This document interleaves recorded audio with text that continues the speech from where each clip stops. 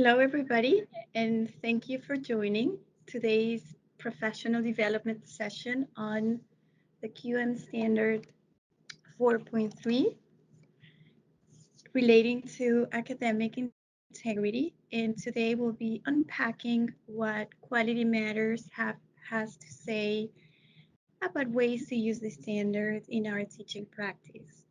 It is my pleasure today to introduce our friend and Associate University Librarian, Lori Rebar. And Mary Rotundo. Mary Rotundo, Instructional Designer at the Center for E-Learning and Quality Matters Coordinator.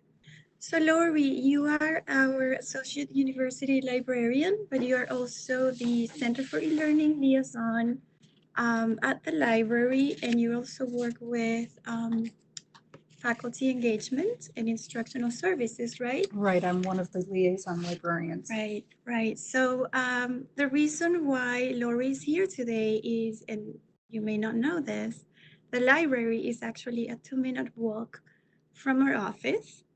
So very often I find myself in her office asking her questions about copyright compliance and best practices that I can share with our faculty.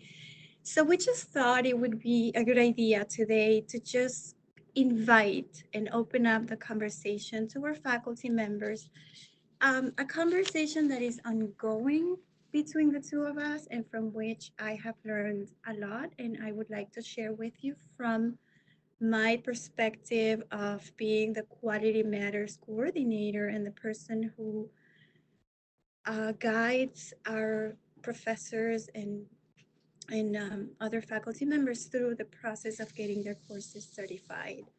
Today in our session, we're going to be using the meeting center, and I will tell you who's who today. So we are the hostesses for today's. Well, actually, Gabby is Gabby. going to be considered our host. Okay.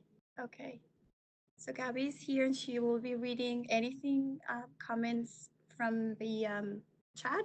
She can also unmute you so you guys can share here. Presenters, Lori and myself.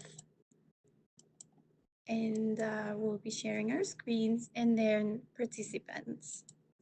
And you can chat with others and you will be unmuted to speak. So this is an interactive session, and we do want to share what we know, but more than anything, we would like to make these a conversation. So make you part of our ongoing conversation. So here are objectives.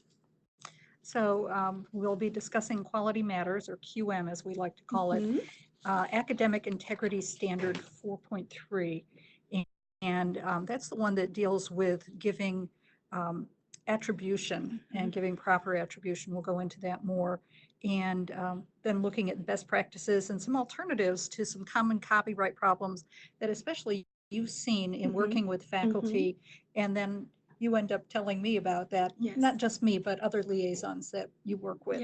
Yes. And actually those problems are some of the scenarios that we'll be sharing with you today. And then we also want to talk about how important it is and what an effect it can have as you model academic integrity in your own teaching, how that has a waterfall kind of effect with your students. What you model is what you're expecting from them. Absolutely. And also what we expect our faculty or what we are asking our faculty to do on behalf of that QM requirement. So on that third one, on that part of assessing how we're modeling academic integrity, this is the objective that is geared towards participation and where we would like to hear your comments. So if we are ready, we are going to continue with some background. Why are we having this conversation today, Lori? Well, let's go to the next slide. Copyright. It's a muddy kind of thing to be looking at. It's very dense as far as trying to read through things. Laws have changed through the years and we get different people's opinions on Yes. things. And so um, part of our meeting today is to try to get rid of some of the mud, clean Yes. things up a little bit, Yes. and realize that we don't have all the answers. You Mhm. and I are not Copyright experts or no, and lawyers. we're not attorneys. Mhm. So what we're saying is not from a legal standpoint, that's what you have to do, but we can give some good guidelines, some effective practices that we've found along the way. Definitely. So we are speaking from the point of view of quality matters, and that's this last point here. This is the one standard that is used as our benchmark. And the reason for that is that very few academic institutions have a policy that serves as an umbrella for the entire university. This is not the case. This is if it exists, it'll be the exception more than the rule. The rule is that we have to follow some best practices and guidance, and what is the institution that has provided that benchmark for our teaching practice will be QM. Right, so we're, since FAU does not have a complete copyright Yes. package, and we Yes. know some universities do, then we're just going ahead Mhm. and providing things, especially looking at QM, because when you have faculty that are working with Mhm. you in order to get their online courses certified, the Right. certification is Mhm. through QM, so it makes Yes. sense for us to go ahead and Yes. use that as the Yes. standard. Yes. So before we move on, there's something Lori and I always talk about is fair use. Fair use has been the standard common procedure that we faculty members have felt that is our blanket, that we're protected. It is no longer the case, right, Lori? It's, fair use is made up of several different points. Mm-hmm. And so all of those different points come into play. And so Yes. it's a lot easier to not have to deal with, am I using this correctly under Yes. fair use? But instead, what we want to be able to do is show you some ways that you can make certain that you are doing things within Right. guidelines and not having to worry about, am I actually able to use fair use or not? Mm-hmm. Definitely. So before we move on, do we have any comments or questions? Oh, okay. So Quality Matters was created 16 years ago from a grant from the Department of Education. Then it became its own for-profit organization, but it is today the number one and the most recognized, both nationally and internationally, source of authority for quality in online delivery of courses. So, sorry, online design of courses. Um, Quality Matters has touched more than 60,000 faculty members through the reviews. And from my personal experience as Quality Matters coordinator here at FAU, I can say that it has changed the way we do things here. And this is what we would like to talk about today. You'd also mentioned something Yes. to me Yes. about the fact that there have been lawsuits Yes. against institutions and Yes. also in some cases against individuals. Yes. And so one of our reasons for sharing what we're doing today, what we've Yes. found, Mhm. is to help you avoid that situation. Absolutely, absolutely. So we read about a university that got sued by a photographer because they used a single picture of the Houston skyline, and that created um, enough legal basis for a lawsuit. And there have been many like that, and that's definitely a situation we don't want to be in. We don't want our faculty members to be in. We don't want to be in that situation as instructional designers or librarians. So basically, this whole thing boils down to academic integrity. And Lori and I absolutely like these infographics. So we would like to stop here and talk a little bit about it. Go ahead. And then I will give my perspective. Well, we like the infographics, and one reason is because it is very visual. Mm-hmm. And we know that our students tend to be very visual.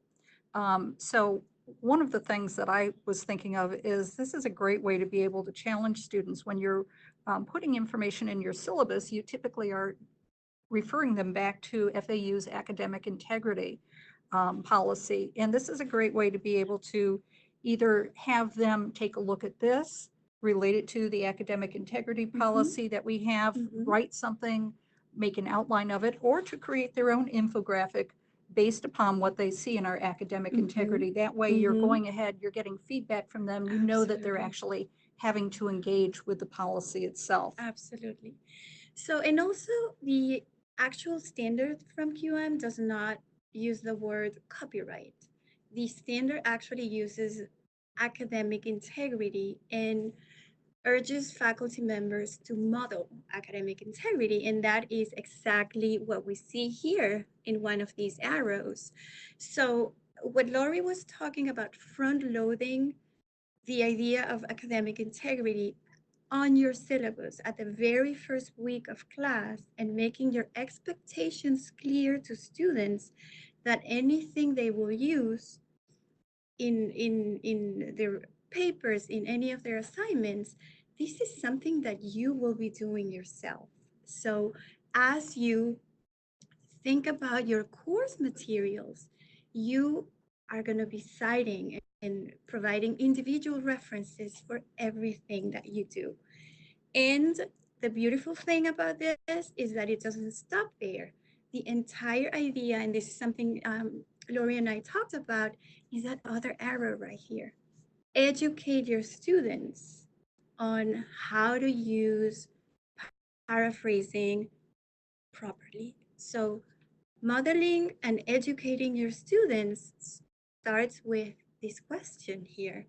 You'd also mentioned about having information in the syllabus that tells students they can easily refer to what citation style they're going to be asked to use. And as a librarian, we'll have students coming in and we'll say, well, how do you need to cite this? What citation style? Well, I don't know. The professor said I could pick what I want. Yes. And so we find that it's a lot easier if they can go back to the syllabus, especially if you do have a particular style in mind and that you put it in the syllabus and it's a place where they easily can go back and see it, because they do get very easily confused and each of their classes may require them to use a different style. So this helps them and it actually helps you because you can keep referring them back there. Yeah. And even if they have the choice of which format to use, you can make that clear to them that, oh, I'm using MLA in my resources because that is what I'm comfortable with. You can choose APA if you prefer, but just be consistent and always let me know what you're using. So on this one, we are not using either one of them. We went with MLA for our references, but you'll see that here, this is, when you get into PowerPoint especially, you want to be able to, the main purpose of having a reference is to be able to let people know how to get to the information. So you'll see we have two hyperlinks here. One of them goes to the actual image, the academic integrity infographic. The other one goes to the author, and this author has quite a collection that she's put together of images or photographs. And then you happen to note at the very end of it that it's in public domain. So the creator of this has put this in public domain. And even though it's in public domain, we don't necessarily need to give her credit. However, the polite way to do things is to always give credit. It takes just an extra minute. And your students are going to learn also when they see this, they're going to say, oh, this is the way we do this. Exactly. And if you have a particular way that you want for them to do it, if you want for them to put the entire reference there rather than just this little slub kind of thing here, then go ahead and let them know. But this does let them know they can click, they can go back, and they can see specifically where you found the information. Actually, the format I'm using here is what Creative Commons suggests for citing images. So it's not MLA, it's not APA, but it's Creative Commons, and I have here linked my source, and the actual person that has who is the copyright holder for this particular image. So how can I use this resource? Normally boils down to always including a reference, even like in this case, it is a public domain resource. I'm still including a reference for it. Um, Before we move on, I want to know if you guys, our attendees, would like me to show where these links will take us if we click on them. So let's then unpack the actual standard. So this is language taken directly from Quality Matters. And we decided to leave the highlight here to show that we're actually using this with permission from QM. We wrote to them and we actually sent them a copy of our PowerPoint to make sure that it was okay to use language from their literature. Now, am I correct? We're doing this because this is a copyrighted publication. Yes. And we want to make certain that we are using this correctly. Absolutely. And that we can share this. If we were just sending you a link and this was a document online, it would be one thing. But since we're actually taking information out and we're quoting it, Yes. and we're taking it directly from the copyrighted material, our best practice is to go ahead and get permission. Get permission, yes.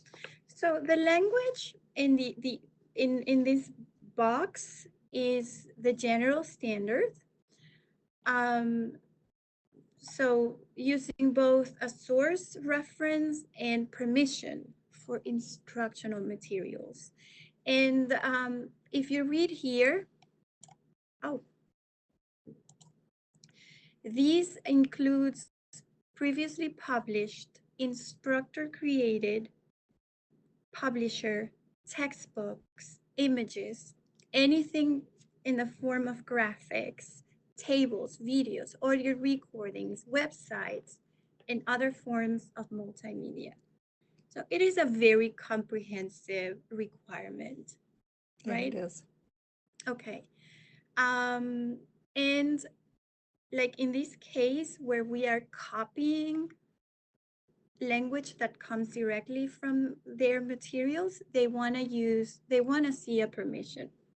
And so you were able to get permission Yes. for this particular presentation. You and I had done a presentation back in January, and we had to contact them for that presentation. Yes. Now, you indicated that they were very gracious about it, and they had no problem giving permission. And so that's probably what you've seen with most of the faculty that you've worked with who've asked permission. Yes, absolutely.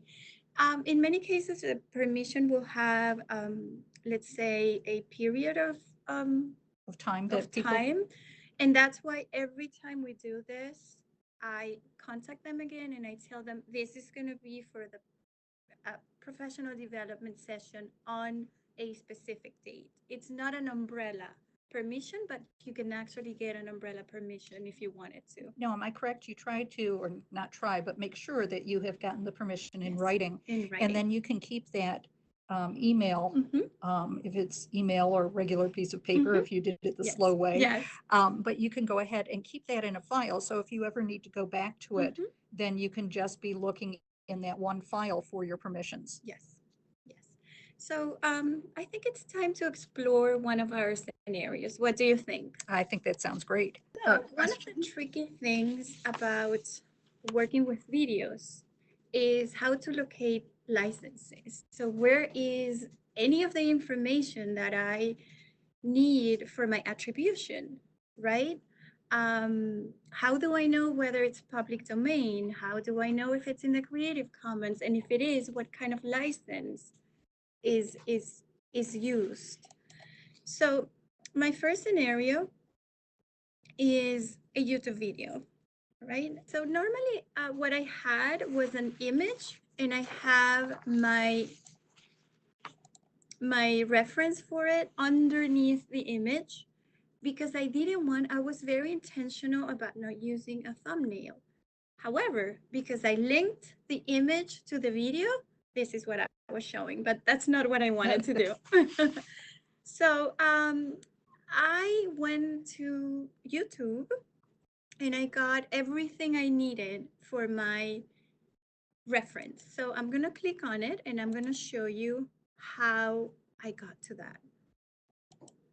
Okay. So to get to my information, this is the title of it. That is, oh, by the way, QM wants to see 4 things in a reference: the title of the resource, the name of the copyright holder, whether a person or an institution, the year it was published, and a hyperlink to where it is found. So in this one case, here's my title. This is the copyright holder. Here's the year. So that was easy. Right. Not So we a- can just use the publication date, even though Right. we don't know what date they actually created it. Exactly, exactly. And And they're not giving us an individual who created it. They've put this under their own umbrella, just like you Right. might put something under Center for E-Learning. exactly, exactly. But that is, then I'm gonna go back to my that is parts of the reference I created. Any questions, Gabby? Any comments? Nothing? Okay. And we're making it very easy for people to go back and get the same Mhm. information that we started out with. Yes. And that's the intent of the Yes. QM Yes. 4.3. Yes. Now, as you can see, I am linking out. I am not embedding or downloading this video Why is that? because I don't have permission to do that.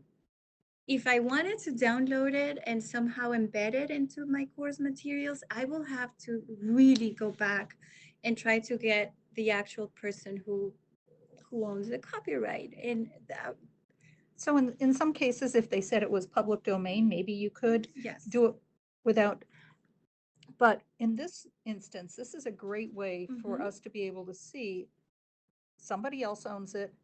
I'm not going to go ahead Exactly. and download it. I'm not going to Exactly. embed it for my class. Exactly. I'm going to give them the link, because just giving the link, the item is publicly available on the Right. internet. And by Right. giving the link, you don't face any repercussions. Exactly. And that's why I was very intentional about not having that picture there.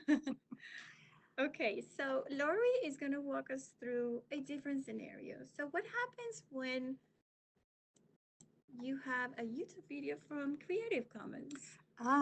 Well, the nice thing is, if you are looking at something that you already have found, you can go back, find it in YouTube, and then you can go ahead and check YouTube whether or not something is licensed under Creative Commons. Creative Commons just means that there are different ways that you might have to refer to it, whether you need to only give attribution, whether you need to also pay attention to them using the share alike. So if you want to share and make changes, non-commercial use, no derivatives, those types of things, and they combine the licenses in many ways. And we'll show you where you can get that information too and have it at your fingertips, because that will make it easy for you. And I apologize for just hitting the mouse and changing where we were. So this is a really nice site for Creative Commons. And you can go back here, you have all of the instructions, but I'm going to actually go back to YouTube and show you how we can do this. So our topic here happened to be Thomas Piketty's Capital. And I'm just going to put that in. And now I have all of these different videos that show up. I want to go to filter, and then I want to scroll down to, and it's not giving me what I wanted.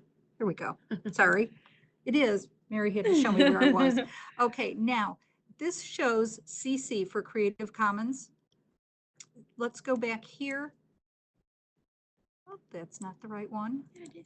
Is it? Yeah, it's the same. No, okay, it is a different one. We're going to go to show more, and now it's going to show you the license under here. So it says they just want the attribution. So you're going to let people know where it came from, the Word. title, the URL. Again, you have your date here. You've got all of that, and it says reuse is allowed. Mhm. If you wanted to change it, then you would have to get back to them because they haven't given you that permission. You would have to get that permission. Right. But this is a great way for you to be able to go ahead. And again, it's very simple. All you have to do is put in your topic. Mhm. When the results show up, go over to filter and then go over to Creative Creative Commons. Commons. So I apologize that I missed that the first time.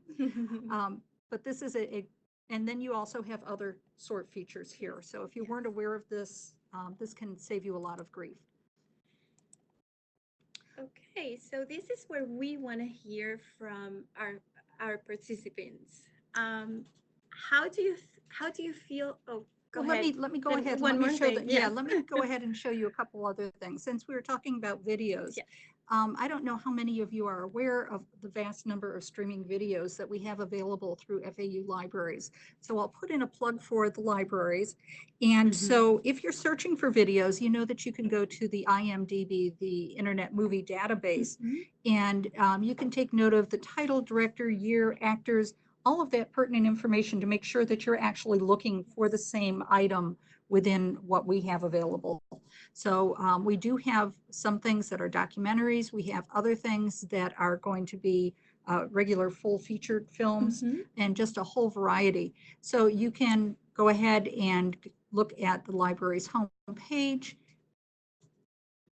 click on journal at the top of the blue box, and or you could check out library catalog. You could go directly to our various video collections also, which are shown down here. If we do not have what you're looking for, if you can't find it, go ahead and you can use our general materials suggestion form.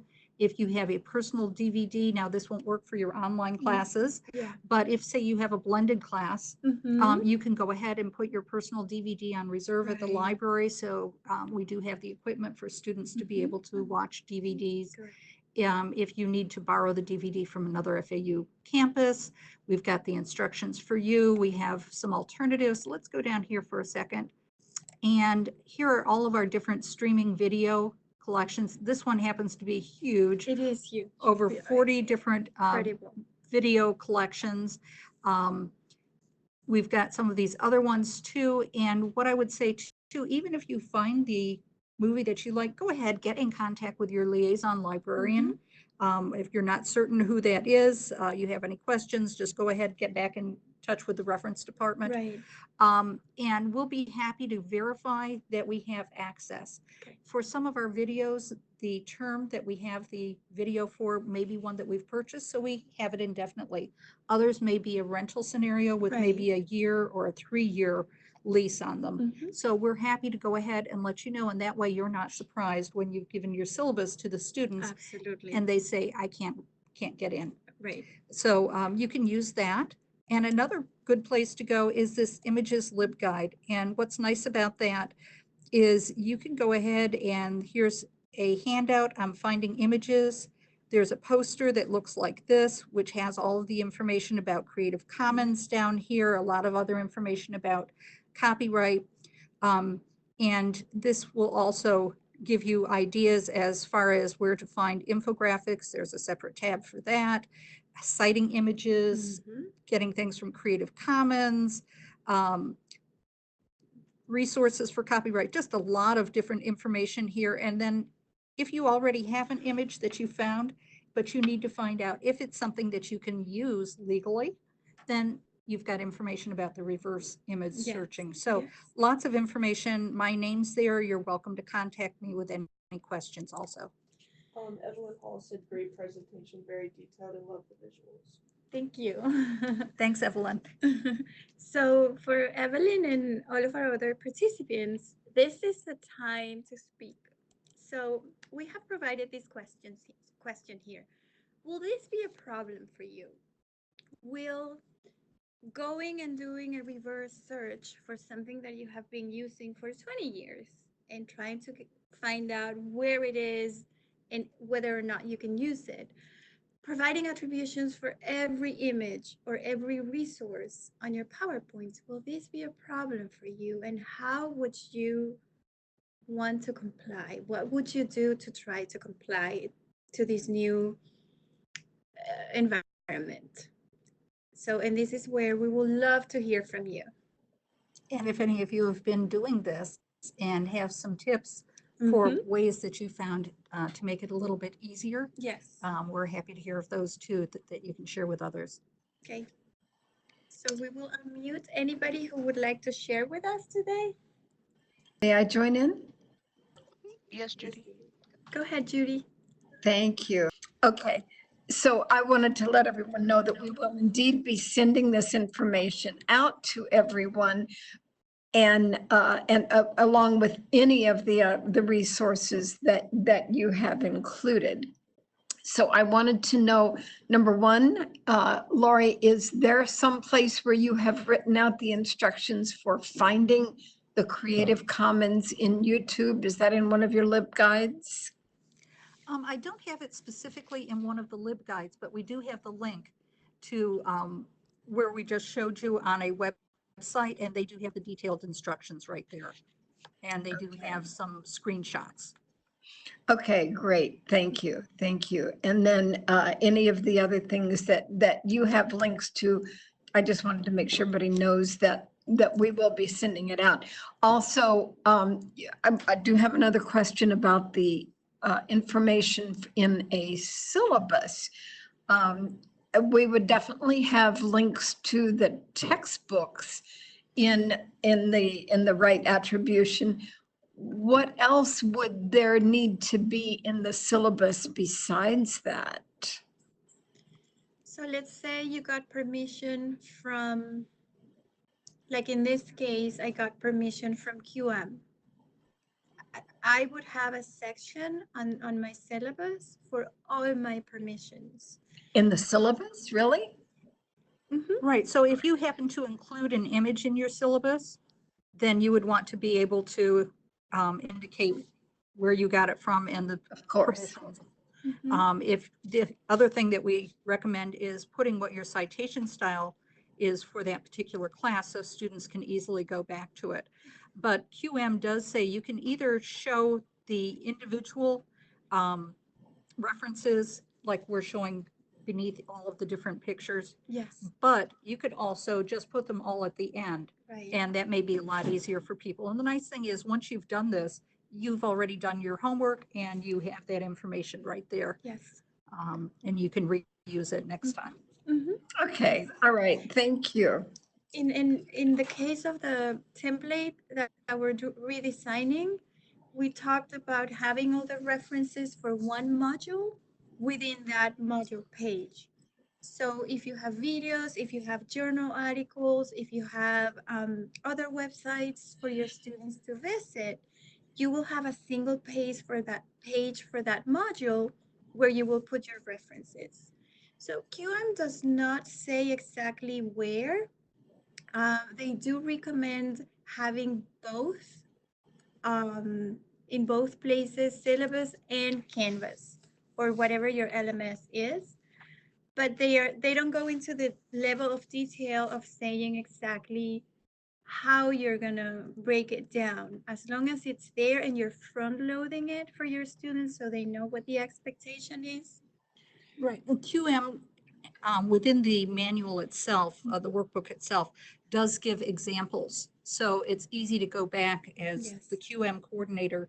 They can go ahead and contact you with any questions about that. Am I Yes. correct? Yes, definitely, definitely. I would say that more than 50% of my work right now is guiding our faculty through this new copyright environment or landscape. Can I add one other, or ask you to add one other comment? I believe that we have noticed lately that they even want citations for instructor-created materials. Is that correct? Yes.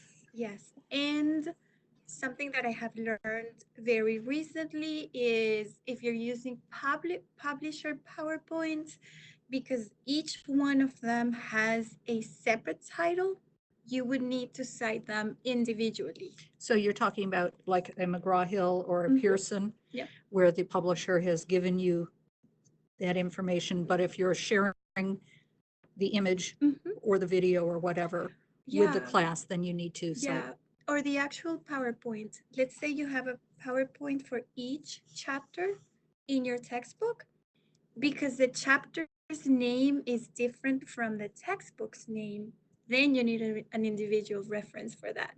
Does that make sense? Mhm. Yes. Okay, any other questions?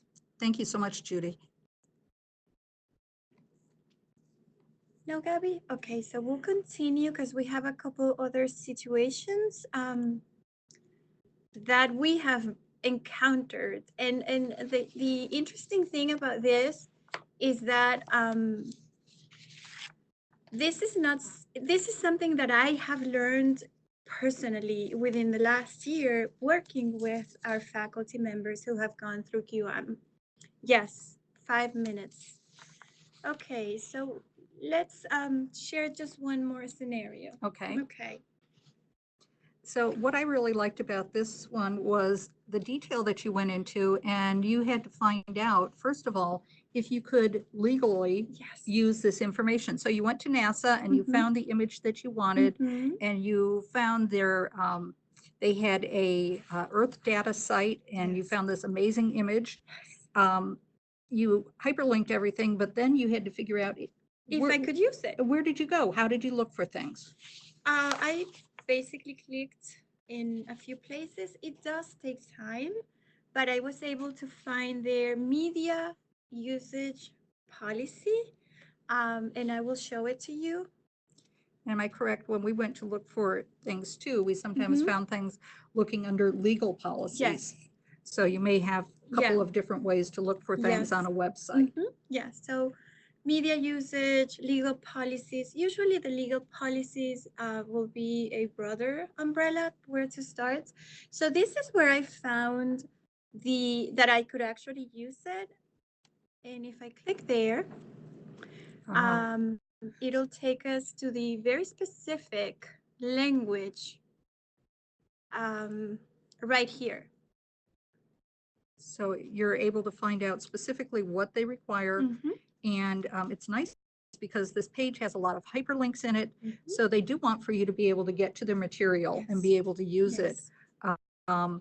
And they've even given you some information about social media channels Yes. where they might have other types of Yes. resources that you Yes. wouldn't have thought Mhm. about. They also have information about for questions. So if you Mhm. have questions for a video or image, so these are our tax dollars at work. Absolutely. So even though it says here that we don't need explicit permission, I was still very proactive in creating my full reference where I have everything that QM requires. I have my source title, copyright holder, which is NASA. And because I have the links there, I don't have to provide them separately. And then for license type, I have a link to their policy. I also have an example of, let's say I want to include a website for my students to explore. Well, same thing. I was able to get to their policy and see how they wanted, how they dealt with permissions. We have one more to share real quickly. I have seen our faculty members embed. So they may create a video, Mhm. and in the background of the Mhm. video, you're finding the website, Yes, a live website, a live website. or Yeah. a screenshot from a website. Yes. And so you want to talk about this. Yes. So in this case, it is okay to do it because the website that they were showing in the background is public domain. But if it's not, But if it's not and they're showing it without permission, they're infringing on copyright. so it would be the same thing as them taking a photocopy of a book page and putting it up there. Unfortunately, yes. Okay. Yes. Especially because they're creating a new form of media. They're creating a video and they're using copyrighted material. So they're adapting copyrighted material without even knowing it. So you've come into this problem several different times. Several different times. And in that case, we have to tell our faculty members that unfortunately we will have to redo their videos. So what else do we have here? I know we've got about 2 minutes left. Well, basically, we wanted to hear from our faculty. Oh, no, you're right, Lori. Instructor created materials, and I'm happy that Julie started this conversation. And why are we doing this? Well, QM talks about academic integrity throughout teaching. Mhm, And even if we personally have created something, mhm. we shouldn't just leave it out there of, gee, there's nothing on here, nobody knows who created it. Yes. Give yourselves the credit Yes. and go ahead and cite yourself. Reference yourself. Yes. And so this helps you because you can comply then with the QM standard. Mhm. We also have some other tools that are available. We have something called Assignment Builder, which will help you be able to link out to journal articles. Mhm. And so you could also link out to OER materials. Yes. But this gives everybody that level playing field of being able to know where things came from Yes. and be able to go back to what you're Yes. referring to. Yes. Before we go into our coming attractions, this idea that the world is not black and white anymore is what has prompted us to do things differently and to think differently about how we present our course materials to our students. I personally want to be safe than sorry. Sounds good. I want to do the right thing, but I also want to make sure that my students are getting the right information from me. So modeling Exactly. is what you want. Exactly. So let's talk about that assessment builder that you were talking about. Well, Assignment Builder, yes, we're going to be showing that off and showing Mhm. people how to use it in several different ways on August 19th. Yes. And then we also have a coffee chat coming up with Dr. J.B. Ward that Judy is going to be emceeing. Mhm. That will be on August 26th. So we have some really exciting things. And the coffee chats I know have been very popular. They just Yes. started up over the summer, Yes. but it's a great way to be able to interact with and get different ideas and share Yes. ideas throughout Mhm. the university. Yes. Yes. Pretty much like what we're doing today. Today was a coffee chat with a friend. So we have tons of references that we're going to be sharing with you, including this PowerPoint presentation from today. So we thank you for your time and for attending today. And please do reach out to any of us or anybody in the Center for E-Learning for any copyright questions or concerns that you may have. Or the FAU librarian. Or the FAU. Yes. Yes. Thank you so much.